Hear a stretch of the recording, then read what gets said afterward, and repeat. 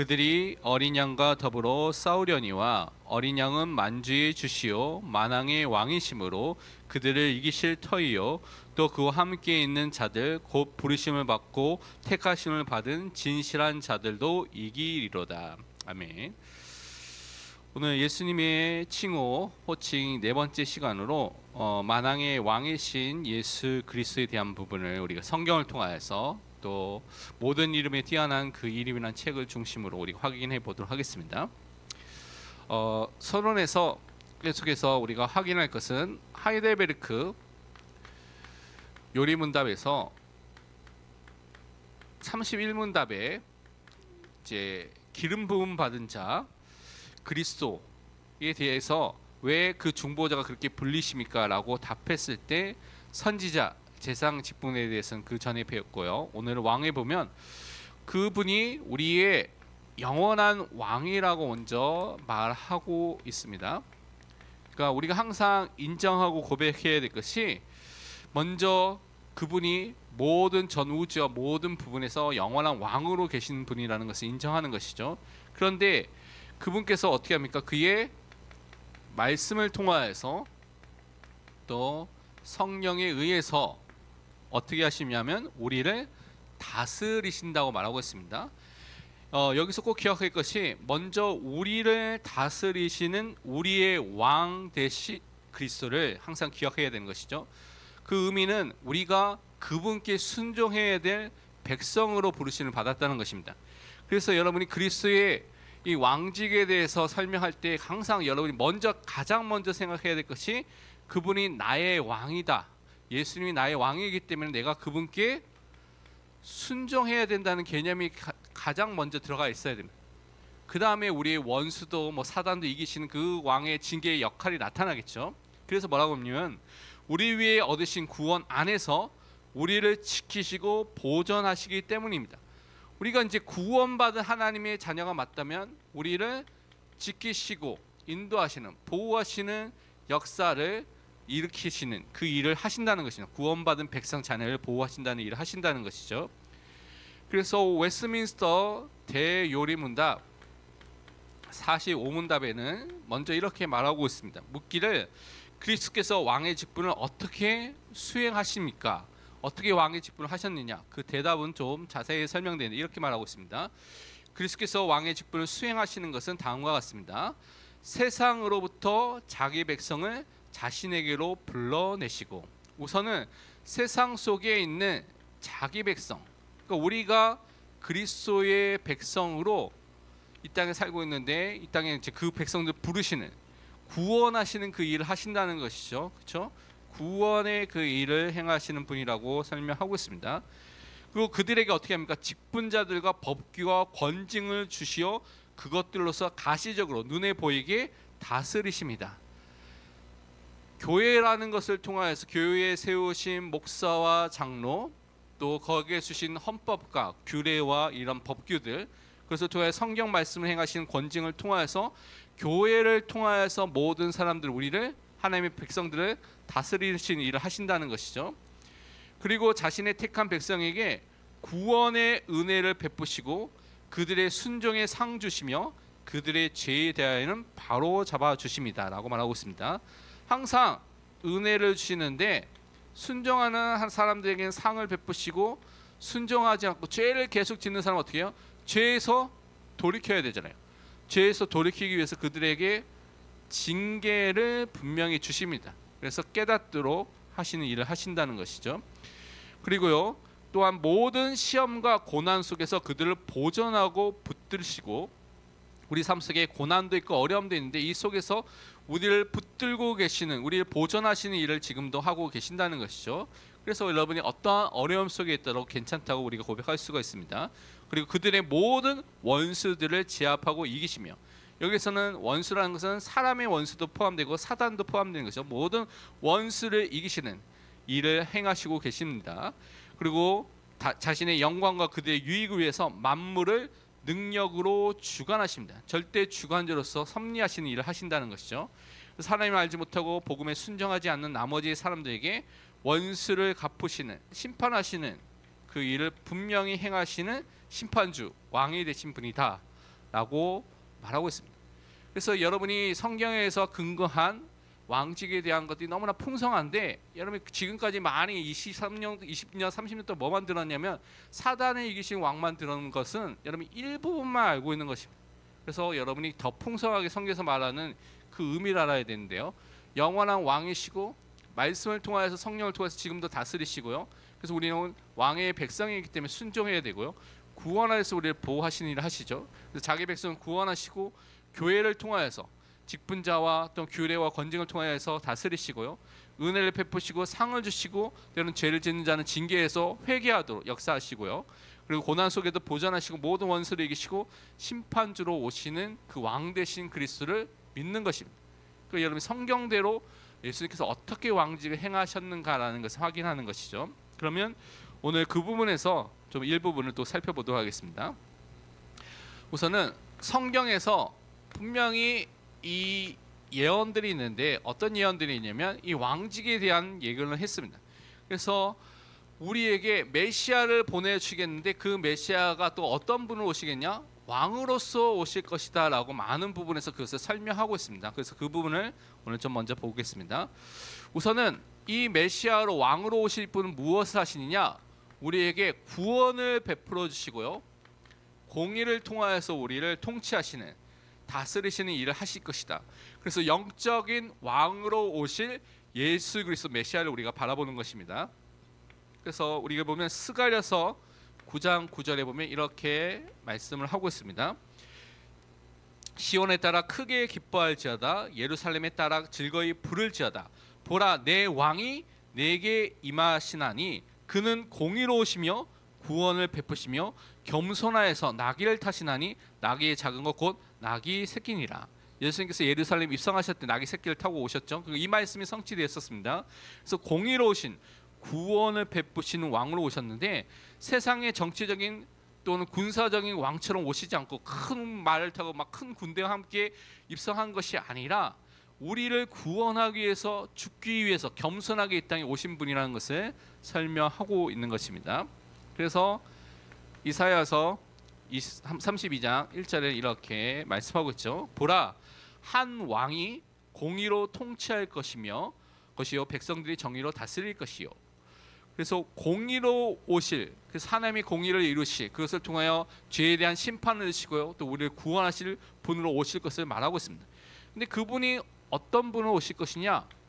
다윗에게 약속하시기를 다윗의 후손으로서 영원한 왕위를 이을 영원한 왕으로서 오실 분이다라는 것을 말씀해 주셨습니다. 그것이 사무엘하 7장의 그 부분을 설명하고 있는데요. 다 읽지 않고 12절과 13절, 16절 보면 이렇게 말씀하고 있습니다. 내 수완이 차서 내 조상들과 함께 누울 때에 내가 내 몸에서 날 내 씨를 내 뒤에 세워 그의 나라를 경고하게 하리라. 그는 내 이름을 위하여 집을 건축할 것이요 나는 그의 나라 왕위를 영원히 경고하게 하리라. 내 집과 내 나라가 내 앞에서 영원히 보존되고 내 왕위가 영원히 경고하리라 하셨다 하라. 사실 여러분이 알다시피 남유다, 다윗의 그 혈통을 이었던 남유다는요 바벨론에서 586년에 망하게 됐습니다. 주전에. 그러면 이 말씀이 성취 안 된 거냐? 그렇지 않습니다. 계속해서 여러분 예수님의 족보를 통하여서 보면 그 왕의 후손으로서 계속해서 그 씨가 이어져서 예수님이 탄생하게 되고요. 물론 동성녀 탄생을 통해서 오셨지만, 성령을 잉태하셨지만, 그래서 영원한 왕으로서 누가 오셨느냐? 예수님 오신 것입니다. 다윗의 후손으로서. 그래서 그 언약이 성취된 것을 우리는 확인해 볼 수가 있습니다. 그러면서 우리에게 약속하신 성경에 예언하는 그 메시아 왕은 어떤 분이냐? 모든 백성이 그분 앞에 어떻게 해야 됩니까? 복종하는, 순종해야 될 왕으로 오신다고 말씀을 하고 있습니다. 창세기 49장 10절에 이렇게 말하고 있습니다. 옆에 쓰겠습니다. 창세기 49장 10절에 말씀하기를 규가, 이 규라는 것은 왕의 다스릴 때 쓰는 그런 도구를 말하죠. 규가 유다를 떠나지 아니하며 통치자의 지팡이가 그 발 사이에 떠나지 아니하기를 실로가 오시기까지 이르리니 그에게 모든 백성이 복종하리로다. 그러니까 우리가 하나님의 자녀로서 하나님의 백성으로서 그리스도께 그 메시아께 순종하는 복종하는 그 일을 할 왕으로 오신다고 말씀해 주신 것입니다. 그런데 이 왕은 특이하게도 세상적인 그런 왕으로 와서 모든 세상을 막 군림한 정치적 군사적 왕으로 오는 것이 아니라 성경에는 어떻게 말하고 있냐면 고난받는 종으로서 오시는 왕이다. 왕의 모습과 고난받는 것이 일치가 안 되는데 내일 새벽 기도 때도 그걸 말씀드릴 텐데, 그런데 이 고난받는 종으로 오시는 왕이다라고 말하고 있는 것입니다. 이사야서 53장 3절에 이렇게 말씀하고 있죠. 그는 멸시를 받아 사람들에게 버림받았으며 강고를 많이 겪었으며 질고를 아는 자라. 마치 사람들이 그에게서 얼굴을 가리는 같이 멸시를 당하였고 우리도 그를 귀히 여기지 아니하였도다. 우리를 위해서 이 땅에 오셔서 멸시를 받으시고 모든 저주와 죄를 담당하시기 위해서 고난받는 종으로 오신 왕이시다 라고 말씀해 주고 있습니다. 그러면서 성경 말하기를, 그래서 이분이 뭐냐, 하나님의 나라 임하게 될 그 하나님의 나라의 왕으로 오신 분이다 라고 설명하고 있습니다. 그래서 예수님께서 오셔서 뭐라고 말씀하느냐면 마가복음 1장 14절 15절, 또 많은 성경에서 공생의 사역을 시작하면서 하신 일이 있습니다. 뭐라고 말씀하냐면, 요한이 잡힌 후에 예수께서 갈릴리에 오셔서 하나님의 복음을 전파하여 이르시되 때가 찼고 하나님의 나라가 가까이 왔으니, 천국이 가까이 왔으니 회개하고 복음을 믿으라 하시더라. 참 왕 되신 예수 그리스도가 이 땅에 오시고 하나님 나라의 왕 되신 예수 그리스도가 오심을 통하여서 사랑의 하나님 나라, 은혜의 그 하나님 나라가 우리에게 임재하게 된 것입니다. 그래서 퍼거슨, 이 모든 인류에 뛰어난 이름을 쓴 싱클레어 퍼거슨 뭐라고 말하냐면, 예수님은 자신이 이 땅에 오심으로 하나님 나라가 세상에 침투했다는 사실을 전파하셨다라고 말하고 있습니다. 그리고 예수님 자신이 하나님 나라의 왕이라는 사실을 증거하시는 일을 하셨다고 우리에게 가르치고 있다는 것이죠. 그래서 우리 성경에서 말하는 것처럼 예수님이 정말 왕으로 오셨구나라는 것을 우리는 믿습니다. 그런데 이 예수님이 왕으로 오셔서 무엇을 이루시냐? 구원을 위해서 또한 예수님께서 통치하시는, 다스리시는 일을 하시는 것을 성경은 말하고 있습니다. 그래서 가장 중요한 것이 뭐냐? 예수님이 공생한 모든 것이 중요하지만 십자가가 이 예수 그리스도의 통치의 뭡니까? 핵심입니다. 예수님께서 우리를 다스리시고 우리를 구원하시는 일에 이루는 가장 핵심이 뭐냐? 십자가라는 사실을 우리가 믿고 있는 것이죠. 그래서 한 분 예수 그리스도가 함께 다 이루신 거죠. 우리를 위해서 죽기 위해서, 고난받기 위해서 예수님께서 이 땅에 오신 것입니다. 그래서 우리가 잘 아는 골로새서 2장 13절에서 15절은 그래서 이렇게 우리에게 말씀하고 있습니다. 또 범죄와 육체의 무할례로 죽었던 너희를 하나님이 그와 함께, 예수 그리스도와 함께 살리시고 우리의 모든 죄를 사하시고 우리를 거스리고 불리하게 하는 법정으로 쓴 증서를 지우시고 제하여 버리사 십자가에 못 박으시고 통치자들과 권세들을 무력하여 드러내어 구경거리로 삼으시고 십자가로 그들을 이기셨느니라. 우리의 모든 죄를 용서하시고요, 우리가 그리스도 안에서 함께 살아난 생명을 얻은 자가 되었고요, 또 십자가를 통해서 모든 악령의 세력을 이긴 그 승리를 우리가 누리게 되는 그 은혜를 우리에게 허락해 주셨습니다. 그래서 싱클레어 퍼거슨 뭐라고 말하냐면, 십자가에서 예수님은 우리의 죄를 해결하는 데 필요한 모든 것을 다 이루셨다. 그래서 십자가에서 예수님께서 하신 말이 무엇입니까? 다 이루었다고 선언해 주신 것이죠. 그러면서 우리가 잘 아는 갈라디아서 3장 13절은 이렇게 우리에게 또한 말씀하고 있습니다. 그리스도께서 우리를 위하여 저주를 받은 바 되사 율법의 저주에서 우리를 속량하셨으니 기록된 바 나무에 달린 자마다 저주 아래 있는 자라 하였습니다. 분명히 구약 성경에는 나무에 달린 자는 저주받은 자다, 하나님 저주받은 자라는 말씀이 있는데, 예수님께서 다른 데 죽으신 것이 아니라 많은 처형 방법이 있음에도 불구하고 십자가에 반드시 죽어야 될 이유가 있습니다. 그것은 십자가라는 그 나무 위에 달려 죽으심을 통하여서 율법의 저주를 다 담당하신, 그래서 우리의 모든 받아야 될 저주를 예수님께서 이미 다 담당하셨다는 것을 우리에게 말씀해 주셨습니다. 그래서 예수 그리스도 안에 있는 사람은 저주가 없습니다. 우리에게 있는 문제는 고난을 통하여서 하나님의 뜻이 있다는 것이죠. 그러니까 저주로 해석하면 여러분이 잘못 보고 있는 것입니다. 그래서 하나님의 은혜 속에서 우리를 그 모든 것을 자세히 살펴봐야겠습니다. 그러면서 세 번째로 히브리서 2장 14절과 15절 말씀은 이렇게 말하고 있습니다. 자네들은 혈과 육에 속하였음에 그도 예수 그리스도 또한 같은 모양으로 혈과 육을 함께 지니심은 죽음을 통하여 십자가에 죽으심을 통하여 죽음의 세력을 잡은 자 곧 마귀를 멸하시며 또 죽기를 무서워함으로 한평생 매어 종로 사는 모든 자들을 놓아주려 하심이니. 죽음의 세력을 이기시고요, 죽음의 세력 잡은 자 마귀를 멸하셨습니다. 십자가의 사역을 통해서, 그 대속 사역을 통해서 함께 이루어지게 된 것이죠. 그래서 퍼거슨은 뭐라고 하냐면, 예수님은 우리를 사망의 권세에서 해방시키기 위해 필요한 일을 다 이루셨다, 하셨다. 그러니까 죄에서, 사망에서 우리를 구원하신 일을 다 하셨다는 것입니다. 그러면서 사도행전 2장 24절에 보면 이렇게 베드로가 설교를 하고 있죠.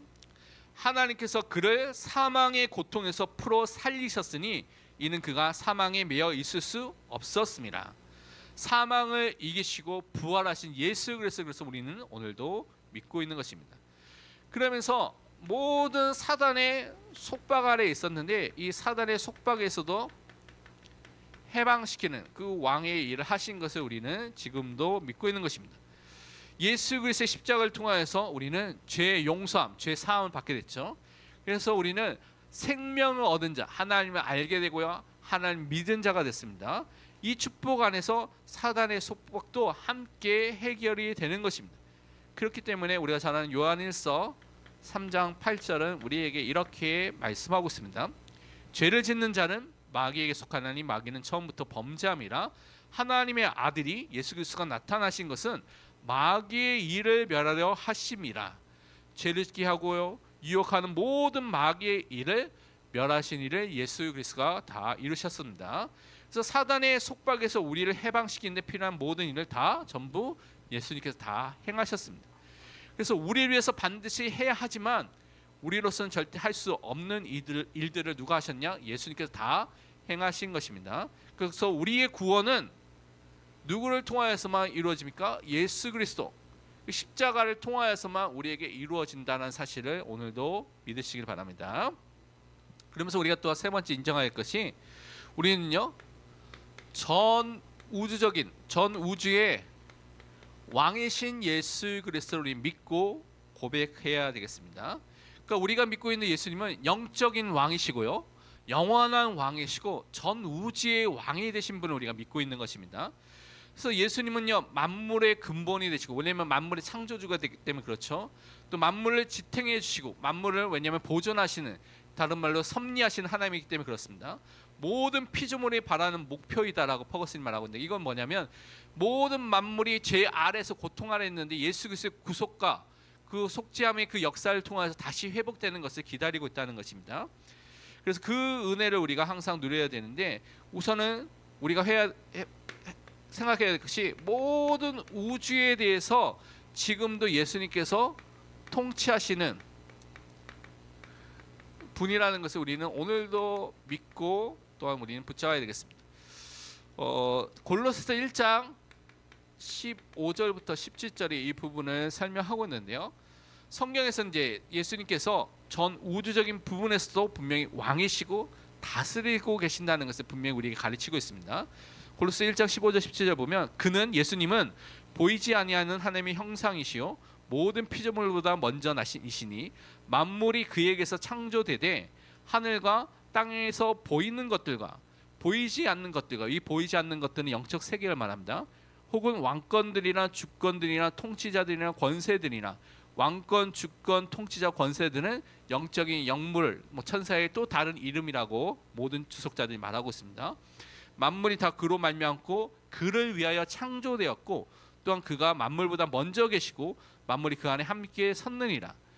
모든 영적 세계를 포함해서 모든 세계를 만드신 창조주 되신 분이 예수 그리스도라고 말하고 있고요, 또한 만물이 그 안에 함께 섰다는 것은 만물을 보존하시는, 섭리하신 하나님이 누구냐? 바로 예수님이라고 말하고 있습니다. 그래서 그분이 왕으로서 통치하고 계시는 것은 당연한 것이죠. 그래서 그분은 전 우주적 왕권을 가지신 분이라는 것을 우리는 믿고 고백하는 것입니다. 그것이 요한복음 1장 3절에 보면 이렇게 말씀하고 있죠. 만물이 그로 말미암아 예수 그리스도로 말미암아 지은 바 되었으니 지은 것이 하나도 그가 없이는 된 것이 없느니라. 예수 그리스도 없이는 모든 세계에서 존재할 수 있는 것이 없다는 것이죠. 예수 그리스도를 통해서 만물이 창조되고 또 존재하고 있다는 것입니다. 그러면서 분명히 앞으로 재림하실 때 미래에 대해서도 왕으로서 통치하시고 영원한 왕으로서 역사하실 것을 많은 부분에서 말하고 있는데, 그 중에 고린도전서 15장에 있는 내용을 보면 24절부터 26절을 보면 이렇게 말씀을 하고 있습니다. 그 후에 마지막이니 그가 모든 통치와 모든 권세와 능력을 멸하시고 나라를 아버지 하나님께 바칠 때라. 그가 모든 원수를 그 발에서 둘 때까지 반드시 왕 노릇 하시리니 맨 나중에 멸망받을 원수는 사망이니라. 영원한 왕으로서 다스리시고요, 이제 사망까지는 모든 것들을 다 이기시는 이 일을 행하신다고 말하고 있습니다. 그래서 꼭 기억할 것이, 우리는 그렇기 때문에 이 만왕의 왕이 되시고 전 우주의 왕이시고 영적인 왕이 되신 이 예수 그리스도께 어떻게 해야 됩니까? 모든 개인들, 성도 개인들, 그 교회들이 순종하는, 그 주님의 통치에 순종하는 삶을 사는 것이 가장 필요한 삶입니다. 왜냐하면 예수님이 나의 왕, 우리 가정의 왕, 우리 교회의 머리와 왕이 되십니다. 그렇죠? 그래서 그분을 뜻을 따라서 순종하기 위해서 성경이 우리에게 주신 왕의 말씀이죠. 그래서 우리가 성경을 읽어야 되고 알아야 되는 것이죠. 그래서 나의 행동은 왕에 대한 순종을 나타내야 되는 것이죠. 왜냐하면 여러분이 왕의 백성이기 때문에, 왕의 자녀이기 때문에 그분께 순종하는 삶을 사는 것이 당연한 것입니다. 그래서 그 삶을 오늘부터 회복하시길 바랍니다. 결론으로 우리는 구역 공과를 보면 37과인데요. 보면 하나님이 먹이시는 사람, 그래서 엘리야에 대한 얘기를 오늘 전반적으로 보고 다음 주부터 계속 엘리야에 대한 얘기를 볼 텐데요. 북이스라엘의 아하왕, 제일 악한 왕이죠. 이세벨 왕, 그 가장 악한 왕과 왕비가 있었는데, 이것으로 인해서 우상 숭배가 극심하게 이제 모든 나라와 왕국과 모든 것이 퍼지게 됐습니다. 그래서 하나님은 선지자 엘리야를 통하여서 심판하셨죠. 그래서 먼저 이스라엘에 가뭄이 오도록 하셨습니다. 3년 반 동안 오셨도록 했죠. 이 일로 인해서 엘리야는 지명 수배를 받게 됐고요, 도망하게 됐는데 하나님께서는 엘리야에게 그릿 시냇가로 먼저 피하라고 말씀해 주시고 그를 인도해 주셨습니다. 그래서 어떻게 하셨느냐, 까마귀를 통하여서 그를 먹이시고 공급해 주신 것을 우리가 살펴볼 수가 있죠. 그래서 우리는 이것을 통해서 하나님께서 어떠한 현장이든지 우리를 필요한 것들에서 공급하시는 하나님이구나 라는 것들을 우리는 이 말씀을 통해서 확인해 볼 수가 있습니다. 어떻게 하셨냐면 아침과 저녁으로 까마귀를 통하여서 이제 먹을 때 필요한 떡, 그리고 물 같은 것들, 고기 같은 것들, 물은 그리시네가 있었으니까요, 고기 같은 것들을 전달해 주는 역할을 했습니다. 그래서 하나님께서 주셨죠. 그래서 떡과 고기를 먹도록 아침 저녁으로 두 번 이렇게 먹도록 하셨죠. 하나님의 기적 속에서 살아가도록 하셨고, 그래서 그것 통해 우리가 확인해 볼 수 있는 것이 하나님의 은혜로 우리가 뭐 경제와 건강과 모든 것을 통해서 오늘도 우리가 살아가고 있다는 것을 우리는 감사해야 되겠습니다.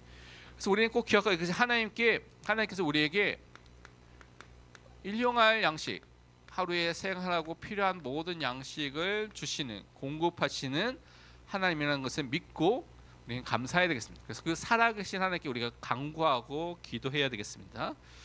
근데 이제 이 그릿 시냇가의 시냇물도 마르게 됐을 때 이제 하나님께서는 이제 사르밧 과부에게 가라고 말씀해 주셨죠.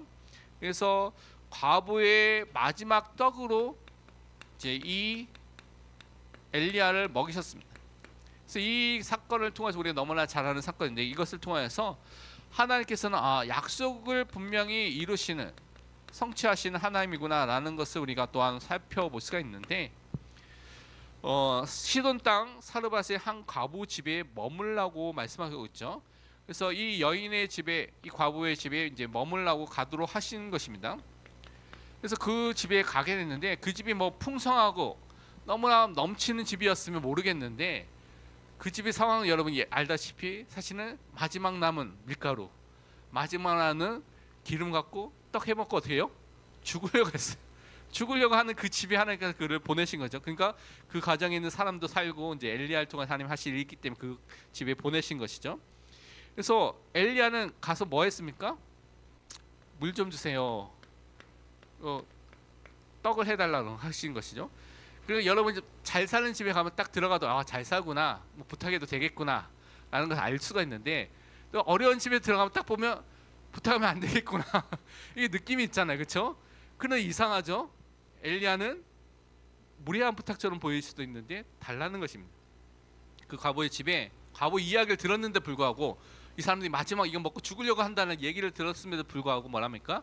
자기 위해서 작은 떡을 하나 만들어 주고 그 다음에 남은 것을 너희들 먹도록 만들라 하면서 떡 만들어 달라고 한 거죠.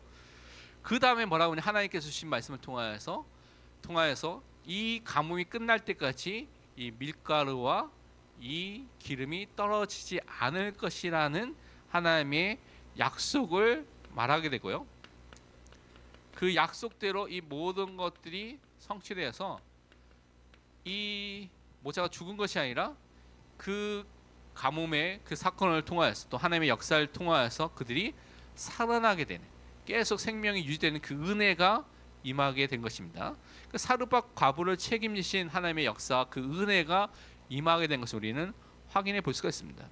그러니까 절대절명의 위기고 완전히 망하게 될 상황이 왔음에도 불구하고 하나님께서는 또한 이 사람들 살리기 위해서 엘리야를 또 그 현장에 보내신 것이죠. 그 다음에 하나님께서는 이 엘리야가 갈멜산의 그 전투 이후에 그를 천사를 통하여서 먹이시는 일을 하신 것이죠.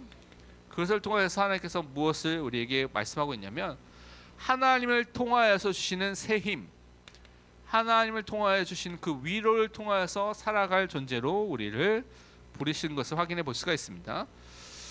가뭄 이후에 갈멜산에서 바알과 아세라 선지자 850명과 이제 그 영적인 전투를 하게 된 거죠.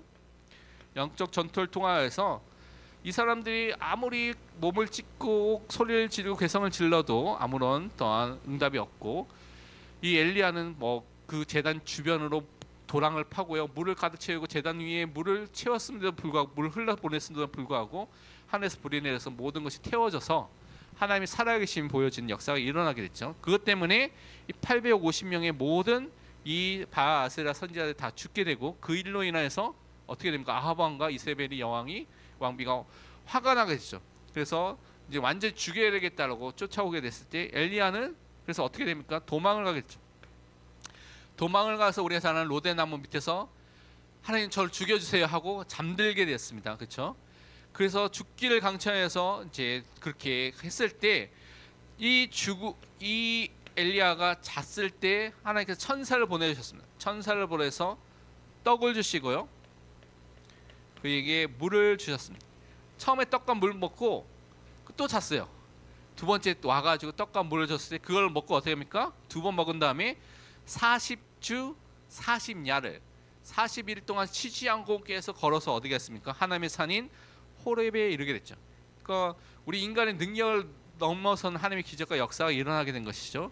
그래서 낙심한 엘리야에게 하나님께 주신 새 힘과 위로를 통하여서 하나님의 일을 그 다음에 감당하게 되는, 사명을 감당하게 되는, 엘리사를 세우게 되고 예후를 세우게 되고 왕을 세우게 되는 그 은혜와 하나님께서 숨겨놓은 또 남겨두신 또한 7천 중요한 선지 생도를 세우는 그 은혜 속에 들어가게 되는 것을 확인해 볼 수가 있습니다. 그래서 우리는 이 시대에 우리에게 새 힘을 주시는 하나님의 떡이 무엇이냐? 생명의 떡 대신 예수 그리스도, 그 생명의 떡 대신 예수 그리스도를 통해서 우리에게 주시는 하나님의 말씀이 우리에게 영적인 떡이 된다는 것을 믿고요, 말씀으로 새 힘을 얻는 믿음의 사람은 항상 서시길 바랍니다. 말씀은 날마다 힘을 얻고요, 그래서 말씀을 통하여 하나님의 인도함과 위로함과 힘을 얻는 말씀으로 살아가는 사람이 되시기를 축원드립니다.